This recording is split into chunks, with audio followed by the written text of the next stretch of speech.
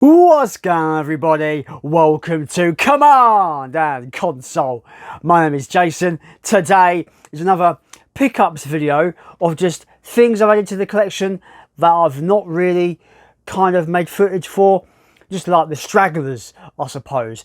Nothing that I would really want to make a dedicated video to, but just the stragglers that I've picked up through trade-ins and stuff like that in the week. So let's get on to it. We've got a little stack here, pretty good little stack of stuff, ranging from Xbox 360, some really underrated stuff for 360 in my opinion, PS5, PS4, and some Wii titles tied to the Wii collection, which I've not actually, looked out for recently. So let's get on to the first game. Starting off with the Wii pickups, I picked up Need for Speed Nitro.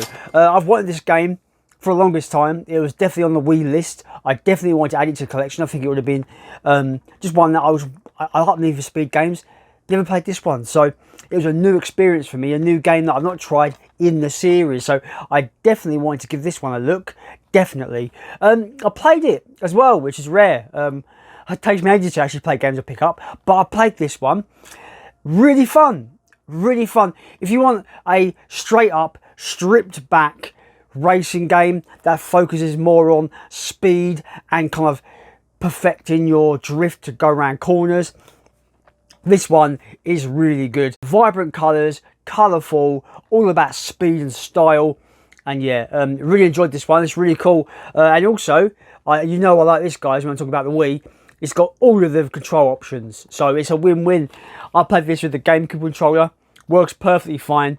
It plays great, and yeah, I highly recommend that one. That is Need for Speed Nitro. Pikmin. Now, the reason I opted to get the Wii port of this game is solely because it's cheaper than the GameCube version. So this was like £5 cheaper. This game just seems like it could be a lot of fun, where you're trying to basically, from what I gather, rebuild your ship, and you're using these little creatures called Pikmin, bringing them up like an army and helping you kind of get past obstacles, pick up things to get back to your ship, and they're all kind of color coded, so certain actions require certain different Pikmin and a certain amount of them. Well, say that, for example, there's a log you've got to pick up to move out the way. It might need 5 yellow Pikmin and 2 red, for example. Obviously that's a hypothetical, it's not legitimately in the game, but you get my point. This game is all about managing the Pikmin you have to get past the objectives you are required to do. It's very much a puzzle game in essence in that way, from what I remember, but I had to get it for the Wii collection. I will probably eventually get the GameCube version at some point, because I'd love to play this as it was originally intended, with a GameCube controller, of course. But that is Pikmin. The final Wii game that I picked up this week is a game in the franchise that people adore, but this game, I don't know anyone that liked it. I've not played it before, so I can't comment. That is Metroid Other M. Now, people talk about this game as in like a black sheep kind of sense. Apparently it ruins Samus as a character. A lot of people say the story is pretty bullshit. She's pretty much relegated to, like, she has to take orders from this kind of dickhead kind of boss character.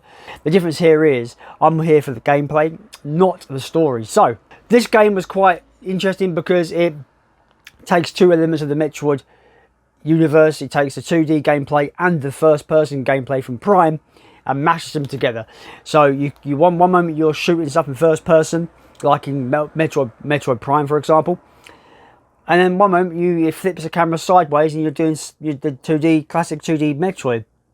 That sounds like a recipe for a win to me, but I don't know how they've implemented it. So I don't know whether it's going to be like Super Metroid, the 2D stuff, whether it's going to be the quality of a Super Metroid, and I don't know whether the first person stuff is going to be of the quality of, say, Metroid Prime. So I don't know yet. I've not played this one yet, so we'll see, I suppose. I wanted it for the collection. Really wanted it for the collection. So that's Metroid Other M. Moving on to the PS5 section, picked up Marvel Midnight Suns. Now, this was not on my radar whatsoever when it came out. I didn't care. I heard it was a card game, so that kind of put me off a little bit. I'm not really into that deck building kind of stuff. It wasn't for me. About a week or so ago, I watched a video. Apparently, it's pretty much if XCOM had card mechanics and it was a turn-based RPG. and it is made by the guys who made XCOM for Axis Games. I watched some of the gameplay. The actual tactical, card-based, turn-based combat looks excellent. It looks really cool. You can collect you collect cards, gives you more power-ups, gives your characters more things to do, and obviously you're collecting new heroes. You're collecting new heroes like Captain America, Wolverine, Deadpool, the usual bunch, Iron Man. On the cover here, you probably see a bunch of them, Spider-Man on there as well. So it's like a collect the heroes into your squad. You're giving them more cards to their arsenal, so they're becoming more powerful.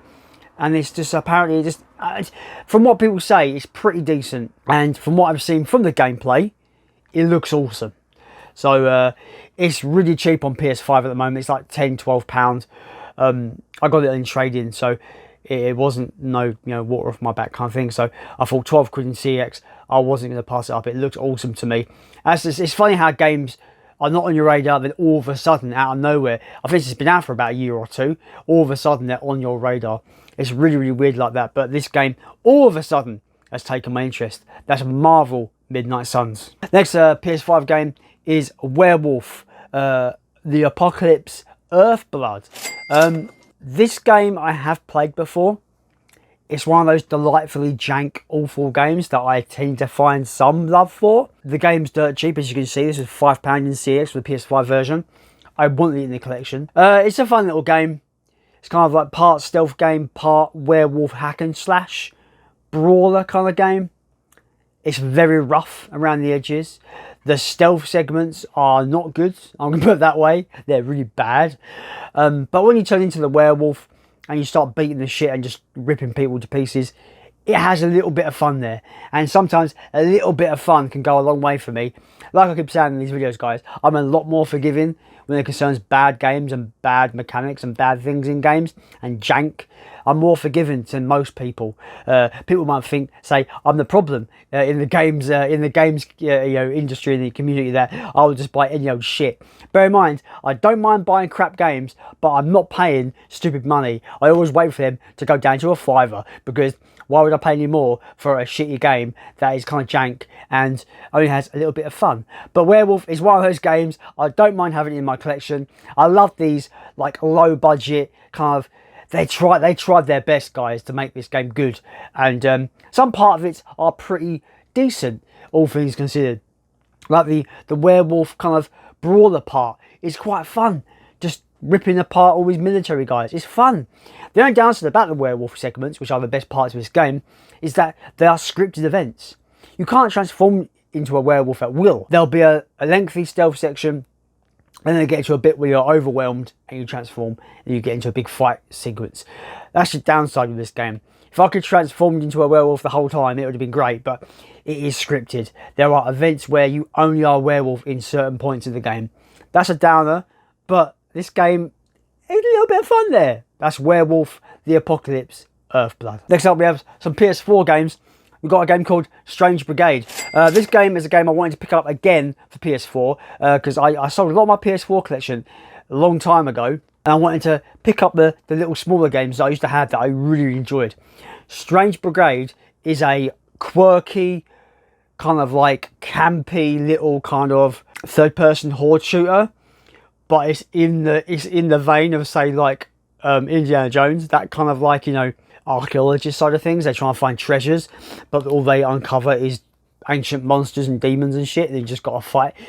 It's really, really, really, really fun. It's super fun. It's flamboyant and eccentric and really silly. The characters don't take things seriously at all. It's really funny. I generally found this quite funny, to be honest. But it is a third-person shooter horde game, and it's really, really fun. I really, really enjoyed this one. If you like your kind of like survive the horde kind of games, but you also got to collect treasure, you've got objectives during the levels, this game's pretty fun to get. £4 in CX, so it's definitely an affordable one. I really highly recommend it. Strange Brigade. Next up is a game to add to my Souls-like collection, Neo 2. Fun fact, right? Whenever I look up lists for Souls-like games, like I want games similar to Dark Souls or Bloodborne, maybe someone else has discovered games that I've actually not played or not heard of. For some reason, whenever I look up lists like that, I never ever see anyone talk about Neo 2. I see a lot of people talk about Neo 1, for example, but I don't really see much people I don't see many people talk about Neo 2. Now, my cousin, I've mentioned him before, he's a big Souls fan. He loves all the FromSoft games, most of them anyway. He loved the first Neo game.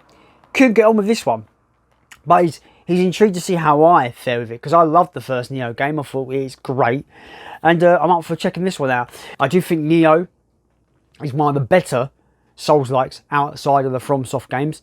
One of the best. I felt like the first Neo was the closest we got to a Onimusha remake. If Capcom remade Onimusha but made it a Souls-like, that's Neo to me. So yeah, I'm looking forward to checking out Neo 2. Could be a lot of fun. That's Neo 2. Last game for PS4 that I've picked up this week. Loads of people recommended this game after I showcased that I picked up Watch Dogs 1 and Watch Dogs Legion recently. People were like, Jason, you need to get Watch Dogs 2. This is the best of the bunch. And yeah, that's what I did. Watch Dogs 2. I opted for this really nice like collector's set with this nice box and stuff. It was the same price as just the regular case, so I thought I'm going to get the nicer one. Yeah, I've heard people really like this one. It's weird because I heard a lot of people didn't like the first one, but I really like the first one, and people really like this one. Does that mean I'm not going to like this one? I don't know, but yeah, Watch Dogs 2, I have no idea how it connects to the first game, or if it connects to the first game at all. It might not, but yeah, loads of people were recommending this to me after I picked up the other two games. So yeah, really happy to have this add this to the collection. Watch Dogs 2. Moving on to the last bunch of games now. Xbox 360 bound we are. And yeah, we're going to start off with style. Now, with Xbox 360, I'm more likely to pick up a game that I want to play if it's backwards compatible on the Series X, which means I can play it on my big television, you know, sometimes with a frame rate boost and 4K, you know, visuals. Awesome. So I've got this on PS3. But I thought I'd pick it up on 360 just to play it on my massive TV. Grand Theft Auto 4. Yeah, I was really happy to find this pretty much complete. I can't remember if this game came with a map or not. I don't know. You can tell me, guys. It's got the manual. It's got the old Xbox Live kind of like card bit there, but no map. Let me know if it came with a map, because I might want to hunt that down at some point. Yeah, Grand Theft Auto 4. I guess you can say like the black sheep of the series. I'm not sure. I've not heard many people speak about this one when you talk about the grand, obviously the Grand Theft Auto franchise. Loads of people bring up saying San Andreas and Vice City and GTA 5, the new one.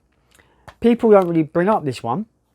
I remember really liking this when it came out. I remember it being really, really, really good. I think people didn't like how it went more kind of grounded and realistic, but I think that's why I liked it. So we'll see how I feel on the replay. That's Grand Theft Auto 4. The next two games I picked up on a vintage deal. The first game is Conan. A really fun game, guys. If you like God of War, this is like a AA kind of style of that, you know, that kind of game. But it takes a lot of its, obviously, a lot of its inspiration and lore from the original Conan the Barbarian kind of source material, the books that were written. This is more apparently really faithful kind of adaptation of that character and the world he inhabits, and it's a really, really fun game. 18 rated. It's super violent, which it should be. Yeah, I really enjoyed this game a lot when it came out. I'm really glad to have it back in the collection as it stands now. Really, really good character action game. You know, great combat in there, really violent, highly recommended. That's Conan. The second game I got in the vintage bundle is a little game called Damnation. One of these games that is so janky it got really bad reviews when it came out, but I remember having this for PS3 years ago and actually having some kind of fun with it. It's very kind of clunky to play, but it's within this kind of steampunk aesthetic, this steampunk world, that it feels apt that you would be kind of clunky and a bit kind of slow and a bit weighty.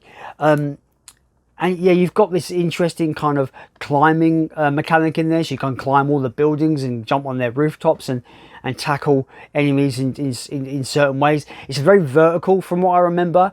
Like I said, you can climb up buildings and stuff like that. It's very basic third-person shooting, cover shooting, but it's serviceable and does the job fine for me. Yeah, really, really, really underrated title if you can get past some of its shortcomings. I found it really entertaining. And I found it kind of almost like a Wild West kind of style, but in this kind of steampunk world. two completely different things mashed together, and what do you know, it works really well. I actually really enjoyed it. That's Damnation. The final game is a game I've been wanting to pick up for a while. Never see it in the wild. It's backwards compatible with the Xbox Series X, so I was definitely up for getting it. One of the better character action games, very much inspired by God of War, and even games like Shadow of the Colossus to a lesser extent. I'm talking about Castlevania Lords of Shadow. I don't know whether this was either super high praise when it came out or mixed from fans. I know that it got pretty good reviews, like 8 and 9 out of 10s when it first came out, but I don't know whether the wider fan base of Castlevania, if they liked it or not, because it completely deviates from that formula as far away as possible.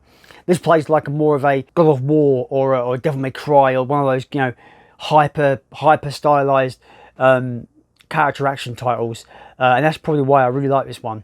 It's really good. It looks awesome. I love the Castlevania aesthetic anyway. It looks awesome. It plays really well, and you have these massive boss fights with these behemoth enemies that you've got to climb on and attack weak spots straight out of Shadow of the Colossus, which I didn't particularly like that much, but what they have implement those kind of elements into this game really work.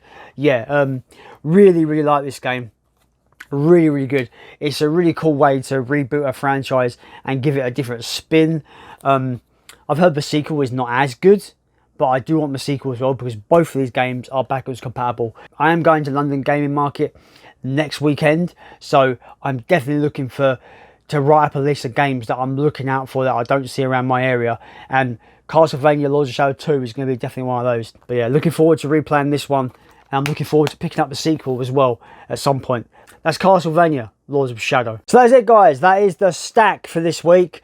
Pretty happy with these little titles added to the collection. As always, guys, let me know any of your thoughts on these games in the comments down below. And as always, let's continue to build a games collection.